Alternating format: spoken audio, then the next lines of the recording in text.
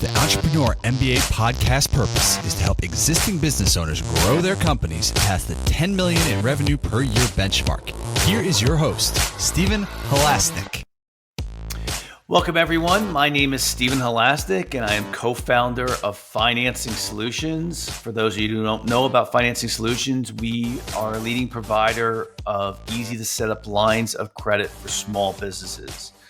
And I will be your host for today's Entrepreneur MBA podcast. If you are interested in learning more about a business line of credit, or if you want to get a free quote to see how much you approve for, please visit us at fscreditline.com. That's FS as in Financing Solutions, creditline.com.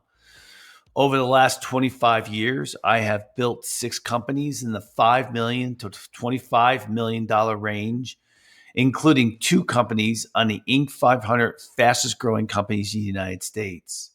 I love learning from people with business experience, and today I'm very excited to be speaking with Owen Enaohwo, and I know he's going to help me fix that in a second.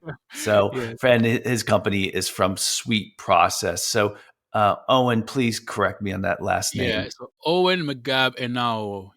Yes. Okay, That's so it's fine. Enaohwo. Yes. What nationality is that last So name? I am Nigerian. Cool. Yes, came here to the US for college, met my lovely wife, and stayed after the fact. So yeah, I've been here Great. since. Yeah. Well, I'm sorry I butchered it. I'm not bad with names, but that's a tough one. Yeah, I figured if you butchered it, I was going to correct it anyway. Yeah. That's okay. My name's not easy either. I think it's easy, but most people don't. But so let's jump right to today's topic. The keys to effectively building business processes, and and I think this is a great topic. It's the reason why I wanted you to come on this podcast, is because I do know, the mission of this podcast is to help people get over 10 million, and you're just not going to get there if you don't build business processes. So I'm a firm believer in it. Not only am I a believer, I've done it years and years and years. Everybody that I've seen built, very solid companies that have grown. It's a big part of building a company. You got to be able to have business processes in place. And I'll tell you the reason why, other than the most obvious. As you're building your company, you are really looking for an extension of yourself with the people that work for you. And the way that I think of business processes is, I use the word best practices because everybody hates the word processes. Oh yeah. And so I use the word best practices, and these are the things that not only do I think are the best practices, this might be the way that I would do it if I was that person. If this is the way I want you to do it, and if I was doing everything in the company all the time, this is the way I would do it. So, it's really a critical part of it. And it's also, let me be clear, it's not about building processes and then you just, you put it in writing and that's it. You have to make sure people are following it. You have to review it. You have to measure it. So, how did you, Owen, kind of get involved in, this whole area of business processes? Which, let's be clear. Let's talk first about your bio and what you own Sweet Process. What does Sweet Process do? How did you get there? What is it? What was the inspiration behind it? Okay. And so, first of all, thanks for having me. And so, Sweet Process came about because I used to have a company that was providing back office staff, like virtual assistants. So, I had a team in the Philippines, and providing staff here. So, Sweet Process started in fourth quarter of 2013, and before that, I was doing what I mentioned. And so I went on a podcast to teach how entrepreneurs could document procedures and scale their operations, just like, kind of what I'm going to do here today. And my co-founder listened to the interview. My co-founder's name is Jervis. He's a programmer and also the CTO of the company. So the CTO and co-founder of Sweet Process reached out to me, was like, dude, I liked what you were teaching in the podcast, and I had this idea of, I want to build a software similar to what you were talking about. And, I was like, dude, instead of, me giving you advice on how to do this, why don't we just go ahead and build Sweet Process? But I'll give you a backstory as to, why even I agreed to that in the first place. So, when I started the agency where I was providing staff, this was at the time where these books like The 4 Hour Work Week or The World is Flat were popular, right? And so people now realize that not only the big companies could actually take advantage of hiring people abroad, right? Because they now realize that they too, the small business owners, could do this. Because before then, they were thinking it's usually like the big telecom companies or the big banks will go to this, like Philippines and all these other countries and hire like hundreds of people to help do back office support and stuff like that. So that was the norm of how they were thinking. But these books opened their mind to that they could do it as well. But the problem that was, when they would come to someone like myself, they all had this preconceived notion that when they hired a person, magically this person who they're hiring from a different time zone and different culture, and most likely English is probably not even their first language, whatever, that they would just come in and start doing their work magically, right? And everything would just go smoothly. So there was some kind of onboarding I had to do. And that onboarding was kind of educating them that, hey, in order for my team to do the work the way you would do it, there has to be this, downloading of the information so that we can, take that information from you, go ahead and create procedures and processes for how that work is done. And we would do it back in the day with Skype, because there wasn't all these fancy tools like Zencaster and Slack and all that other stuff that you can do meetings online, or Zoom.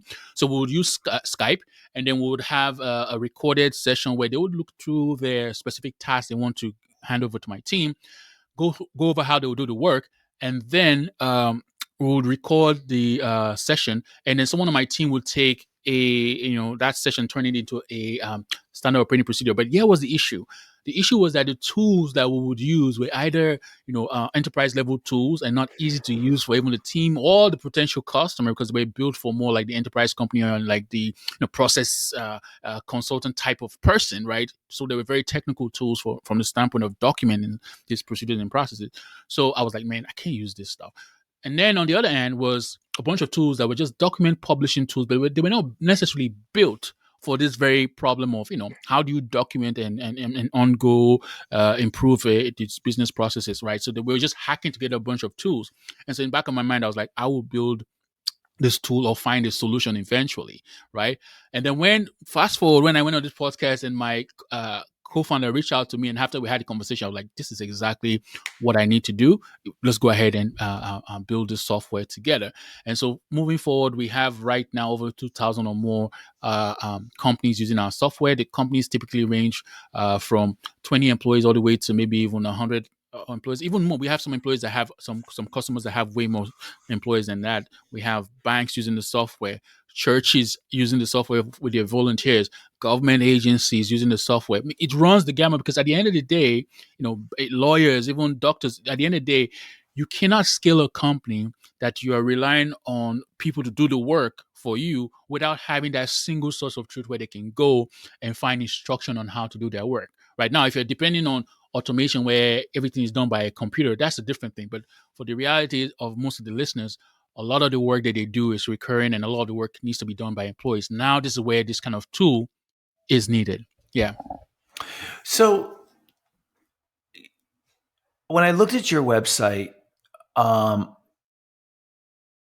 thought, okay, why doesn't somebody just put it in a Word document, a flow chart of a process, put it on a Google Drive, and that's your process? So what does your software do that's better than that? Okay. So first of all, those tools were not built for that very purpose. As a matter of fact, even if you try to use a Word document, first of all, now you have this whole thing of how do you collaborate together, get that information in there? How do you have that constant improvement of the document and have a workflow around the actual improvement of the document? Now you're talking about the even flow chart. You might have to use a different tool to even create that flow chart, to even have it there, to have a visual of how that procedure you've just documented. And then not only that, even more importantly, a lot of the innovation that comes or improvement that comes or insights for these documents come when you are actually working on the task, right? So if you're not using a software like SweetProcess, for instance, you're not relying on this employee on the ground to bring that feedback back to you and say, hey, go to some other, this your Word document or your piece of paper that you're documenting something to put that information. Whereas if they were working with a tool like SweetProcess, right there while they're doing the work, they will be able to pass that feedback because all tasks are based on the underlying procedure they've documented. So employees can never say, I don't know how to do the work, because you couldn't assign a task without having a documentation of how that task is done. So when they're doing the work, they can pass that feedback in real time to the manager who created that document. And then he can see, oh, yes, this makes sense. We didn't account for this very step. Go ahead and update the underlying document, and in real time that task with the instructions is updated and the employee can go ahead and do the work. So there's a lot more to this than just all of that. So yeah, that's why you need a software that was built for this. So after it's, what is the other value of, if of it having a nice update, of it having a nice flow chart? What is the other values that the software that you have, because it's not just about your software, and I'm not trying to sell your software. Of course. I'm trying to understand if there's other parts that your software brings to the table that a simple Word document and a Google Drive doesn't also value, like you added one, but are there other things that you do? Well, so here's the thing is that before we even build the software, we made sure that we spend some time having conversations with potential customers. Because one thing I didn't want the situation was this, to build a software that was feature bloated and had the same issues like the ones that we're using, that I even ended up having to use other things, hack together a bunch of different things.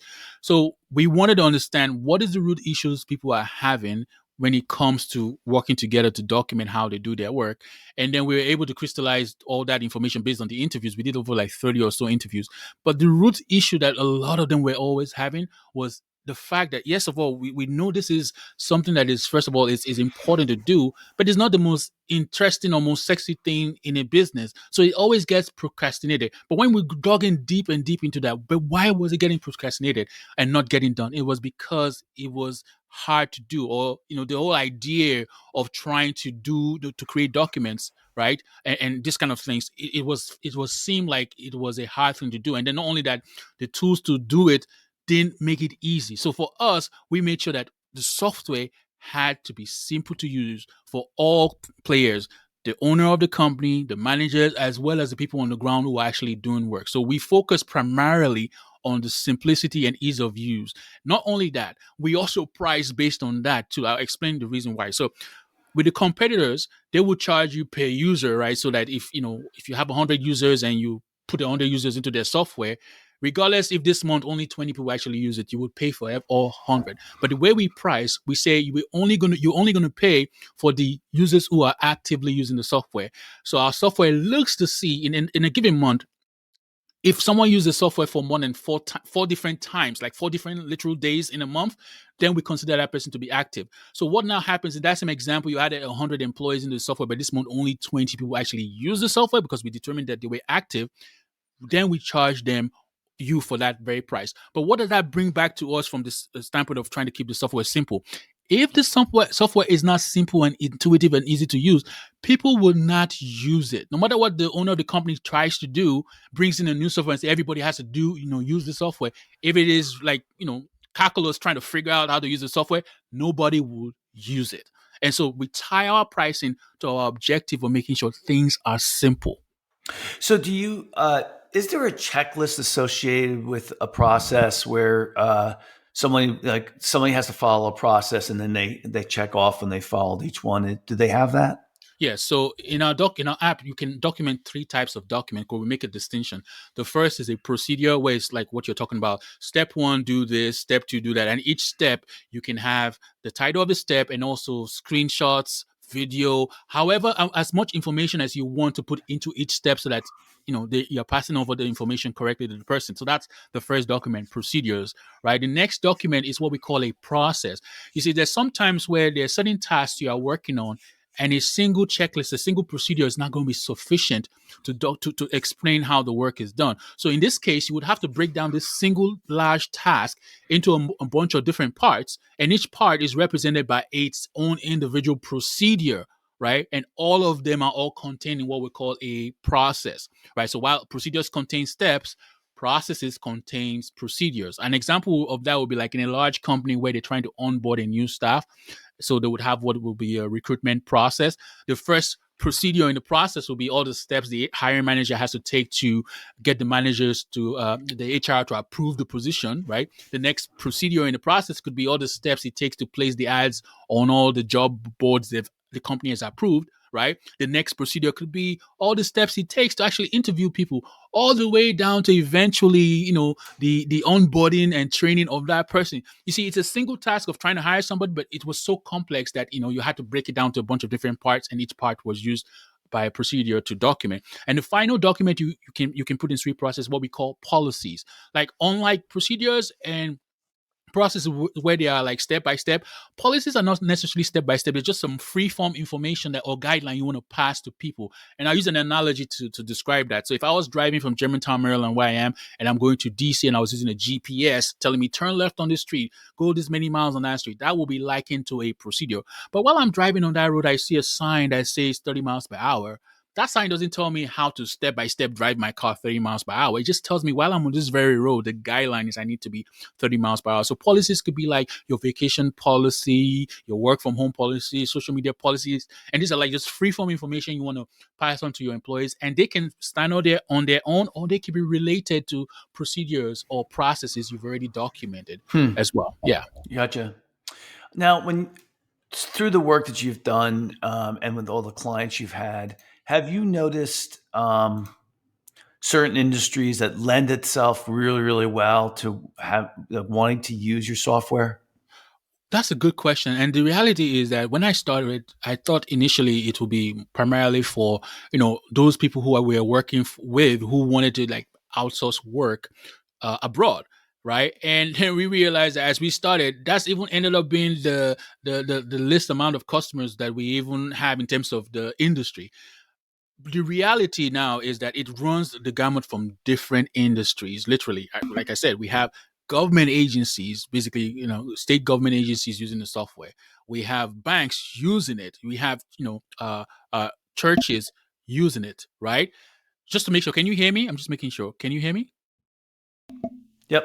Keep Okay. going. Yeah. Okay. Sorry. So you have churches, different industries using it. But what it comes down to is we've realized that when a company has that 20 or more employees, the need to make sure from an operational standpoint, all the instruction on how work is done, it becomes heavier and it's more critical when the more employees they have. Because think of it this way: you have employees working and they don't have that instructions on how to do their work. Now you're just paying people to basically not do their work. But if the more employees you have, that need becomes evident. So we find that the smaller companies usually where it's, let's say, the less than 10 employees, a lot of times the owner of the company is carrying all this information in his head, and to a large extent they feel that they're okay just doing this on their own without needing this document. So what we find in terms of the type of people we see, when you have more than let's say 20 to about 40 employees, we typically see is like the chief operating officer, regardless of the industry, that is reaching out to us because the owner of the company has actually hired somebody as a chief operating officer this is their job, figure the company out from a system standpoint. They're reaching out to us. Now, when we talk about 100 employees and more, typically is the operations manager, somebody that is below the COO, the chief operating officer, so like, or a head of a department, like a manager of a department who's reaching out to us. But then usually less than that 20 employees is usually the owner of the company, right? That is reaching out to us trying to use our software. I hope this clarifies that question. It does. What I was doing too, as you're talking, kind of updating the title of the today's podcast to business processes, policies, and procedures. Okay. So I kind of get it now a little bit more about what how you would use the software, and I definitely could have used it with one of my companies. It was pretty. When I went from my second company to my third company. And that third company became really, can you hear me still? I can hear you. I can hear Okay, you. Can you sorry. hear me? Yes, I can. I'm Good. sorry. We just it says there's a connection error, but there's not. So when I went for my third company, which I got to 7 million to my second company to 7 million to my third company, which was on a run rate of 11 million. Um, I it it's when I grew up as an entrepreneur. Like, it really takes you 10 years, right? So between my second and my third company, I guess I was in my 10-year mark. And that's when you really learn, really after 10 years of doing it, you really learn how to be a business owner, I think, if you're doing it right. And so when I started that third company, I really became much more formalized in all parts of business. My hiring became more formalized. What I mean formalized is like we or I really dove into best practices and really followed those best practices, you know. And so when I had a staff of about 28 people, we even before then we were documenting um, how people were doing their jobs, because that way if someone left, um, and I call it best practices, if somebody left or someone was fired, then I could have somebody easily come back in and start their job and Cool. not have to figure everything out. Plus it helped us with measurements and those type of things. So um, it was, it was I would have loved this software. I think I definitely would have used it. But then, also talking about policies, like you say, when you have 28 employees, I actually had 110, and eventually had 110. But at that point, you're right. I think I actually started doing policies and procedures like at employee number 3. But it's only Yeah. because I knew how important it was at that point. Um, so what I'm trying to tell my listeners is that you might as well start this. Well, anyway, let me go back to what I was thinking, and that was what I did was whenever I did start hiring more and more people, I went back to them and I said, I want you to write down everything you do, right? And if you're posting a job to, at the time, Monster, right? I want you to document how you do it, and then let's review it. Okay. And then what I did was, one, I made sure that it was the best way to do it. And number two is we had it documented so that if somebody else came into the job, that they knew how to do it. And number three, if something got broken, in other words, if something didn't go the way we thought it was going to go, I would say, okay, let's review the process. Let's come back to the process. Let's see, did we skip a step? Did we not discuss a step? Is there a better way to do something? And it became such a big part of vernacular of our company that, we became very positive. Now, and what I found was I know a lot of entrepreneurs, a lot of business owners. The ones that really grew successfully are the ones that are really anal about processes and procedures. Listen, unless you have this incredible product that nobody has, or this incredible service that nobody has, which, let me tell you, is never out there, Yeah. you have to be better at execution than everybody else. And I find that, documenting process procedures and going over it and not letting it sit and having measurements in place is the key to great execution. So do you find the same thing, Owen? Yeah, I find the same thing as that. And one of the things, the listeners listen all the way to this point, they're probably wondering how to do it, right? So I don't want it to be like I'm just talking about sweet process. I want a situation where I'm giving them a framework, regardless of whether they use sweet process or not, how to actually do it, and work with their team to do this. So if you don't mind, I don't mind sharing Do the it. framework. Yeah. Yes. So you've already bought into the idea that you need to document procedures, because it might be that it increases the valuation of your company. It allows you to go on vacation or whatever, because now people can do work for you. Whatever reason is causing you to come to want to do this.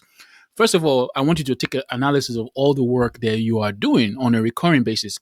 note the keyword I'm saying, recurring basis, because if it's a one-time task that you do it and you don't do it again, then there's really no need to document a procedure for this, because procedures we are looking for only those recurring tasks, right? And so now you've kept a log of all the tasks you're doing and even maybe your employees, whatever. Now the next thing is to say, okay, of all those tasks that we're doing on a recurring basis, which ones are the required ones that we can't do without? Because I want you to eliminate, first of all, the things you don't need to do. Because especially when you have these companies that have been in existence for a while, there's this whole thing of tribal knowledge, and people just do things because this is how we've always done it. I don't want you to take that tribal knowledge and then start documenting everything. I want you to eliminate, when you're doing this project, to document stuff, eliminate what is not required anymore, even though it's recurring. So now we're just down with the required task that is happening on a recurring basis. Now let's break that task down into two. The first ones will be those tasks that are, those, sexy, exciting tasks about marketing and sales that, most entrepreneurs like to talk about, because that's, what people like to, how much revenue they're bringing or how they're getting customers and all that. Let's put those tasks to the side. That's the first category. And the other task category is the tasks that are the production types of tasks, what actually delivers the value to your customer or whatever product to your customer. That's the reason why I don't want you to start with the marketing and sales one, to document those, because obviously if you start documenting those ones, then the next thing is, okay, I have the documents all in place for how I do my sales and marketing. Let's go and bring in more employees to take over this task, because the instructions on how to do is right there.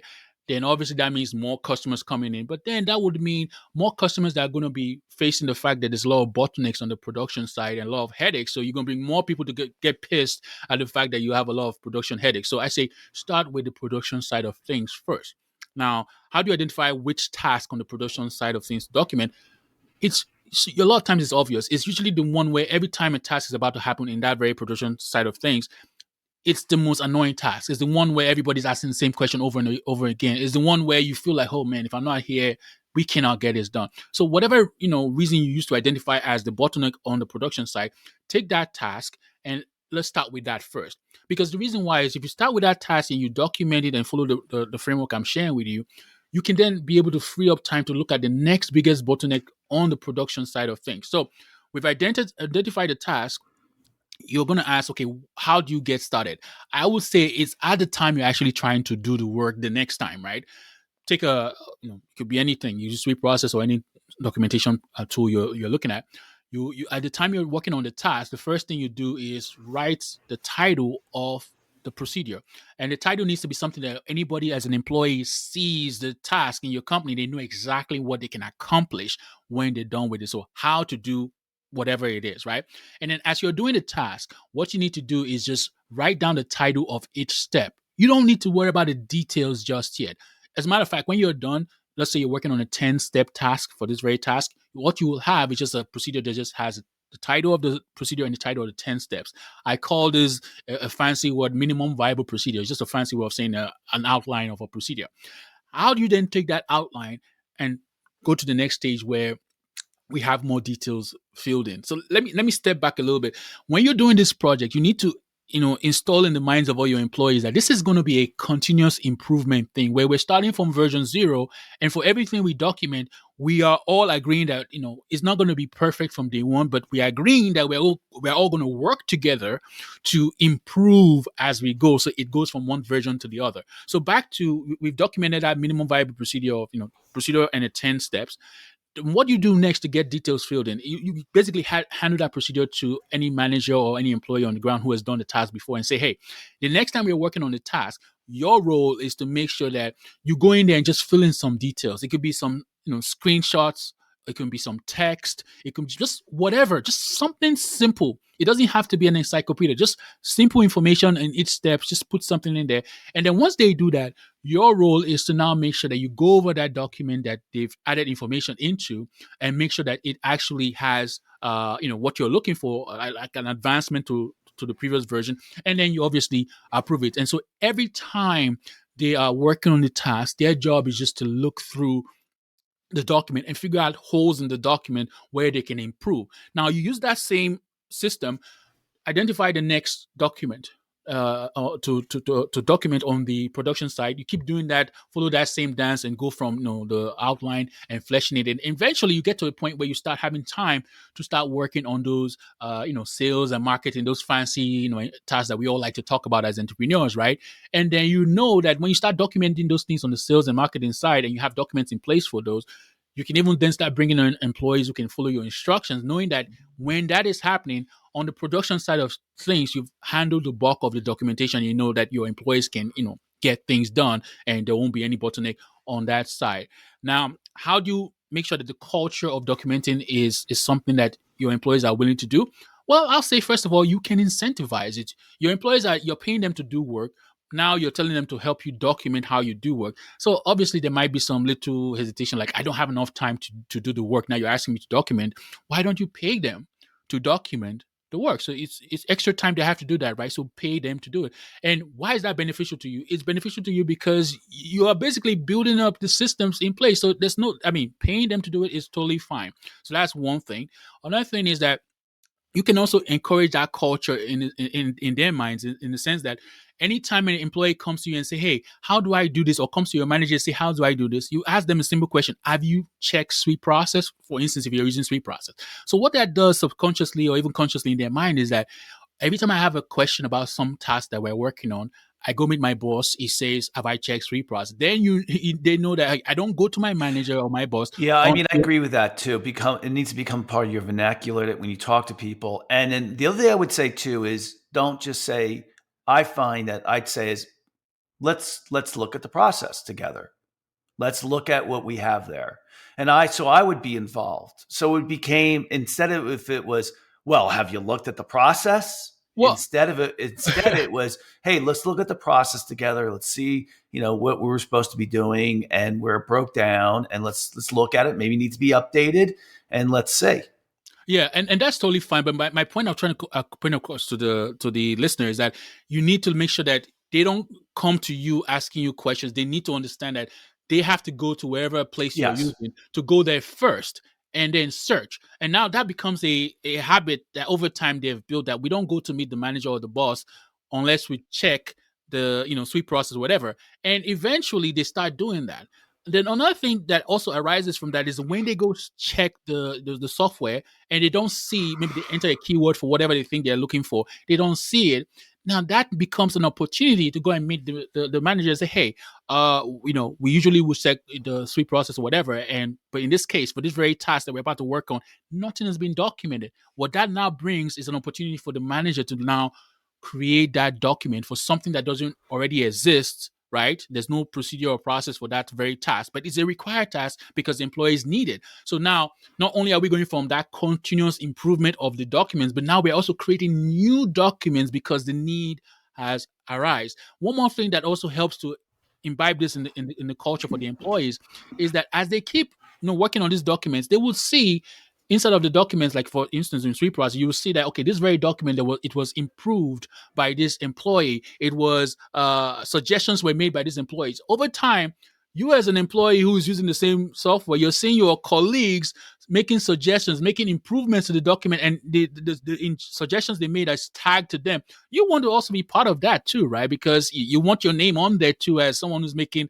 changes to how we work and improvements. So they then start making changes and suggestions as well. And now over time, everybody is doing this, right? So I wanted to share how to kind of Yeah. encourage it. I just want to add too, we have to wrap this up, but I think there's two things that I want to emphasize in the importance of building process, procedures, and policies. And that is, number one is, we've talked about why it helps you grow and execute better. That's obvious. Okay.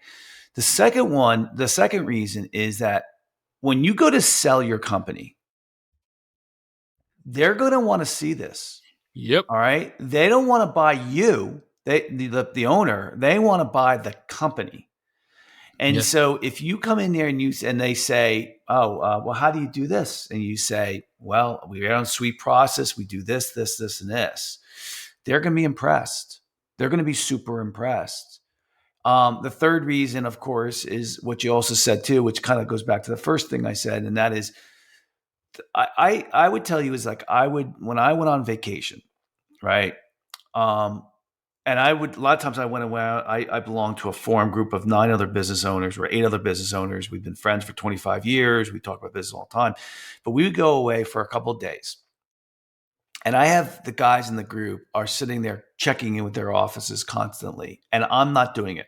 I'm not checking in. Right.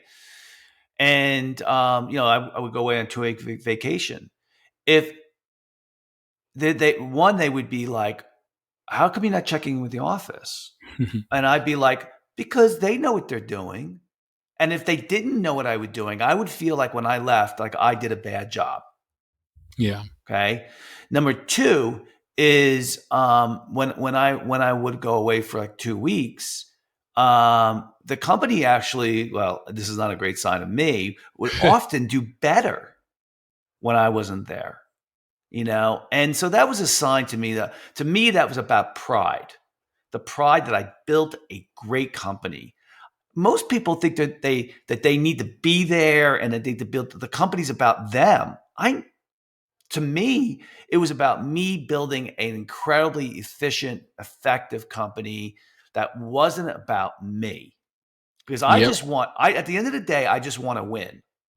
I don't want it to be this Steve Halasnik show company. Okay, I want to win. If I'm playing basketball, I don't care if I'm going to give the ball to Owen and he's the best shooter in the team and he gets all the notoriety, he gets all the cheerleaders and he gets everything. I want to be on that trophy platform, right? And if you don't have that attitude, that's the attitude you need to have. I would say this over and over again, that as an entrepreneur, you need to change. You need to be different. You need to not always be the same person that you were. You need to keep growing and learning and improving. And part of that is a lot about what we talked about today. So, I mean, other than that, that's kind of the end of the podcast. I'd like to thank Owen from Sweet Process for coming onto today's podcast. And if you like today's podcast, please feel free to share it with a friend and also subscribe on your favorite podcasting app. And please also give us a review if you like our podcast. And if you're looking for a line of credit for your business, you can call us at 862-207-4118 or visit our website at fscreditline.com. That's going to FS as in Financing Solutions, creditline.com. Owen, if anyone wants to get in touch with you, and I think you also have a special offer for our listeners too, how would they go about doing that? Okay, so by default, if someone tried to sign up for a trial of Sweet Process, which all you need is just your name, email, and no credit card whatsoever, right? Just name, email, and your password to sign up. Well, you get a 14-day trial by default. But just because you've listened to this interview with myself and Stephen all the way to this point, I want to extend that trial so you have a 28-day trial. And to get that, you go to sweetprocess.com/EMBA. So that's sweet like candy, process.com/EMBA, and you'll be able to get access to the 28-day free trial of the software. If you want to connect with me, you can always reach out to me on LinkedIn. I'm very open to connection requests as well. Sounds great. Thanks for coming on. Thank you very much, Stephen, for having me. So, I mean, I already wrapped it up. I went on my soap, but whatever. I went on my tangent about saying why processes are so important. So I'm not going to give you a summary. I just think that, I think it's a good idea to look at Sweet Process. I know, I think that if I was running a much bigger company, exactly where I would be right now. All right, everybody, have a great day. Remember, you can't be a good entrepreneur if you're not learning and also if you're not taking good care of yourself.